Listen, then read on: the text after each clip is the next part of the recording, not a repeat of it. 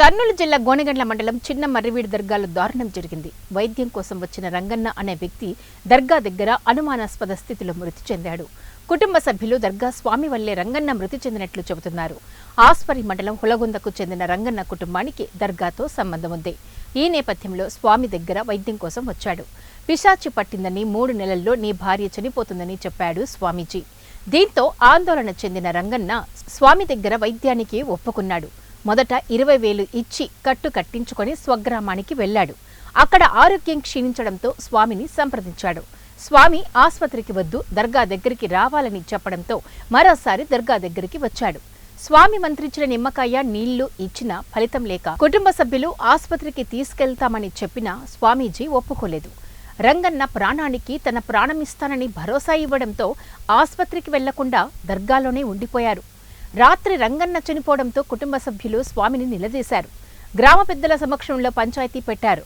మృతుడికి 5 లక్షల పరిహారం ఇస్తారని చెప్పిన స్వామీజీ ఉదయానికి కనిపించకుండా పోయాడు. దీంతో దర్గా దగ్గర బాధితులు తమకు న్యాయం చేయాలని ఆందోళన చేస్తున్నారు.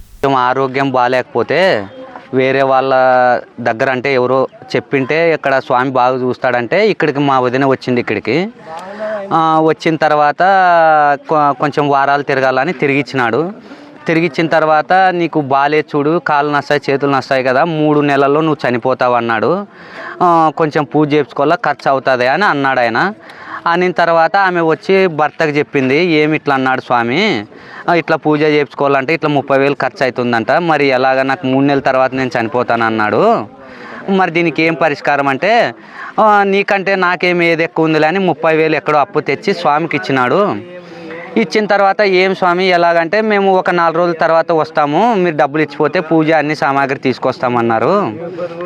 తర్వాత మంగళవారం రోజు ఊరికి వచ్చి ఆయన 10-11 మధ్యలో ఊరికి వచ్చి ఇంట్లో మొత్తం గుంతలు తవ్వి 44 గుంతలు తవ్వి 44 గుంతల దగ్గర రేకులు, నిమ్మకాయలు, టెంకాయలు